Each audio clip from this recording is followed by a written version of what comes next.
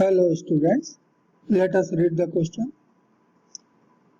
A 9-volt battery with internal resistance of 0.5 ohm is connected across an infinite network as shown in the figure. All ammeters A1, A2, A3 and voltmeter V are ideal. Choose correct statement. इस question के लिए जो main concept है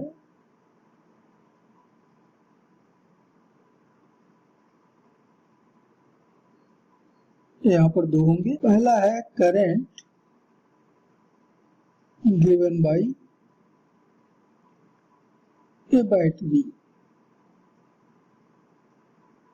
एक battery जो current supply करती है आई, ये बराबर होता है E divided by are plus और सेकेंड टर्मिनल वोल्टेज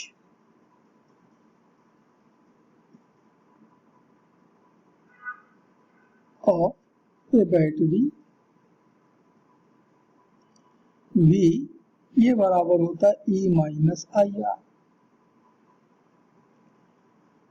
जब हमारा सेल क्लोज सर्किट में होता है, करंट सप्लाई कर रहा होता है, ये करंट सप्लाई कर रहा है पूरे सर्किट में आई, तो इसके दोनों टर्मिनल के बीच का जो पोटेंशियल डिफरेंस है वो ईएमएफ के बराबर ना होकर के 9 वोल्ट नहीं होगा, के बराबर ना होकर के थोड़ी कम हो जाती है। और जो एग्जैक्ट पोटेंशियल डिफरेंस मिलता है इस कंडीशन में, हम उसी को कहते हैं टर्मिनल वोल्टेज।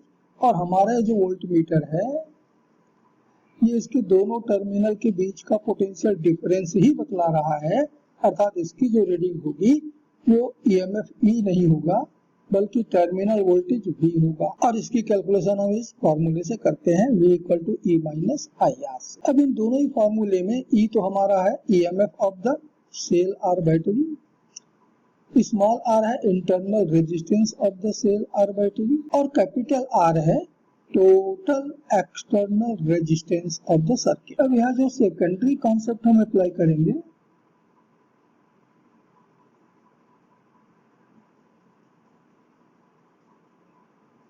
वो है कि रेजिस्टेंस ऑफ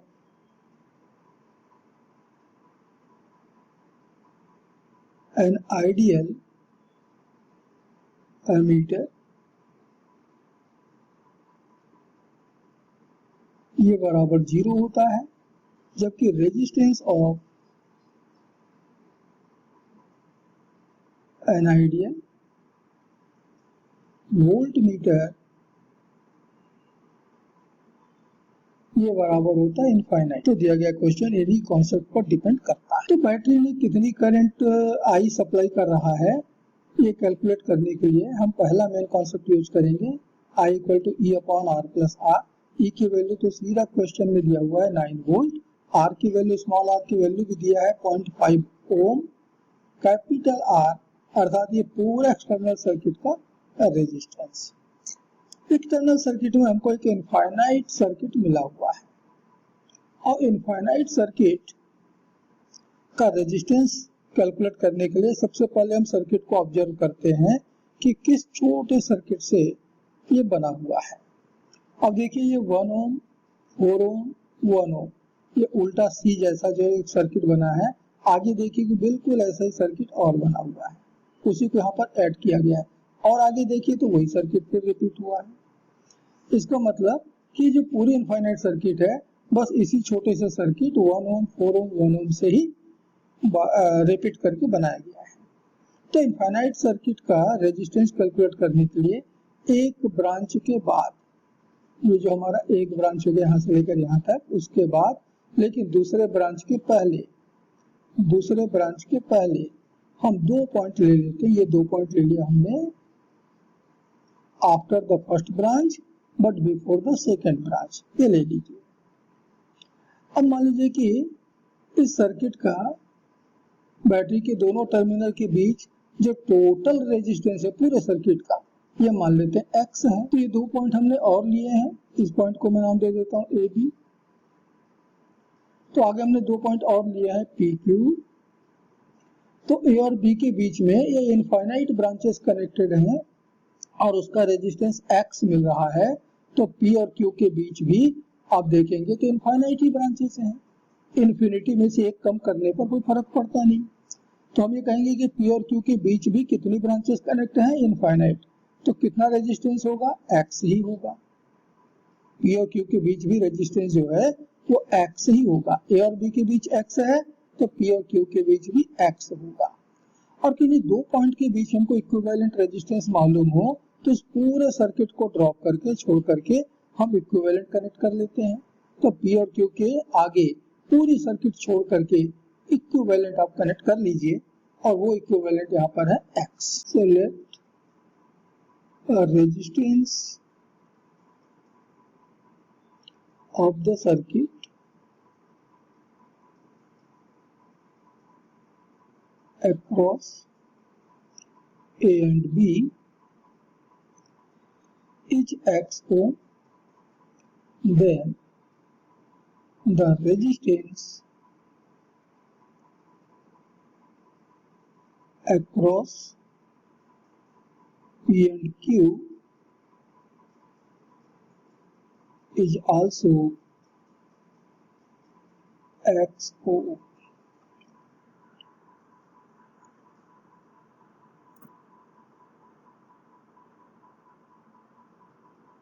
तो बस आपको ये करना है कि P और Q के बाद ये जो सारी सर्किट हमको मिला इस तरफ, ये सारी सर्किट, इन सबको छोड़ करके P और Q के बीच में X ओम का एक रेजिस्टेंस आपको कनेक्ट कर ले। तो ये सर्किट का पॉइंट A, ये सर्किट का पॉइंट B, यानी कि बीच में रेजिस्टेंस X मान रहे हैं। इधर आपका P था, इधर हमारा Q, और इनके बीच में हम कह रहे हैं कि टोटल रेजिस्टेंस जो है वो X ही है, X।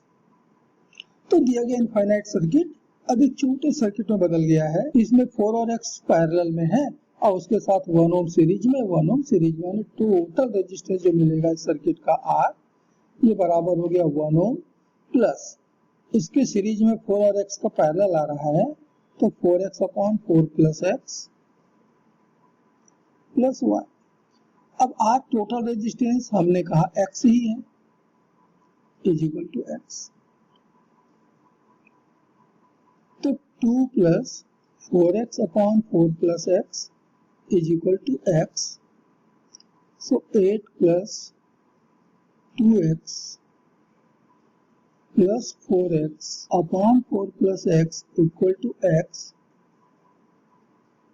तो क्रॉस मल्टीप्लीकेशन हमको मिल रहा है 8 plus 6X is equal to 4X plus X square. सबको एक साइड में कर लें तो X square minus 2X minus 8 equal to 0। एक क्वाड्रेटिक इक्वेशन आ गया। इस क्वाड्रेटिक इक्वेशन का सॉल्यूशन हमको मालूम है x is equal to minus B, तो b की जगह माइनस 2 है तो माइनस बी यानी प्लस 2 हो गया, plus minus B square 4 minus 4, a की जगह 1 है, c की जगह माइनस 8 अपॉन 2a, a की जगह फिर 1, तो 2 plus minus 36 by 2, so 2 plus minus 6 by 2। तो यहाँ पर दो आंसर आ गए, प्लस साइन लेंगे तो 8 बाई 2 माने कि 4, माइनस लेंगे तो 2 माइनस 6 माइनस 4 बाई 2 यानी कि माइनस 2। अब रेजिस्टेंस तो निगेटिव होता नहीं और इसलिए माइनस 2 एक्सेप्टेबल नहीं है, हम उसको एक्सेप्ट नहीं कर सकते और इसलिए यहाँ पर x की वैल्यू जो कि हमारे R की वैल्यू है ये बराबर मिलेगा 4 ओम। तो करंट I बराबर E upon R plus R से 9 upon 4 plus 0.5 it means 2 ampere.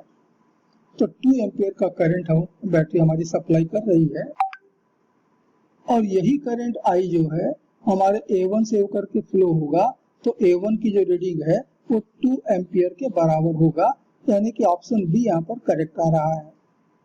Option B यहाँ पर सही है, डी यहाँ पर गलत हो गया। अब जरा V की वैल्यू कैलकुलेट करते हैं तो हमने कहा V is equal to E minus I R, तो E हो गया 9, I की वैल्यू 2, R की value 0.5, it means 9 minus 1 that is 8 volt. इतना आना चाहिए। तो वोल्ट मीटर की जो रीडिंग है ये 8 वोल्ट मिलना चाहिए। ये वोल्ट मीटर रीडिंग, तो ऑप्शन ए कहता है reading of volt meter is 9 volt, तो गलत। Reading of volt meter is 7 volt, ये भी गलत। तो कुल मिलाकर यहाँ जो करेक्ट आंसर है वो है option B. Hope you understood it well. Best of luck.